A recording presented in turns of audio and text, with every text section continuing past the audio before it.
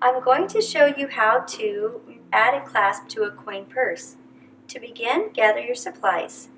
First, we have some craft glue, and I recommend something that is permanent. We have a flathead screwdriver, a pair of pliers, a piece of batting, your finished embroidered coin design, and a clasp.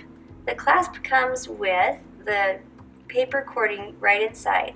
First thing you're going to do is take out the paper cording. You can use your Phillips screwdriver to do that. And once you've removed that, you're going to open your clasp, and we're going to work on just one side of the coin purse to begin with. To begin with, we're going to add a liberal amount of the craft glue in one side of this groove of the clasp. When you've completed adding the glue in the groove, you're going to take the coin purse and we're going to slide the top piece of this coin purse into the groove. From the center stitch on your coin purse, you're going to line that up right with the top of the clasp. As you can see from the back side, it's all the way in. Once you've completed that, you're going to lay it down flat. I'm going to take one of the paper cording pieces and we're going to push that up underneath with the fabric into that same groove using our flathead screwdriver. Start in the middle, just like that, so that when you get around to the sides, it's even on both sides. And you will continue to push the cording in until that is complete.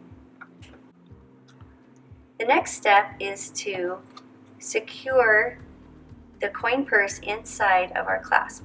We're going to take the batting and we're going to protect our coin clasp using the batting, and we're going to take our pliers and we're going to pinch just above the hinge.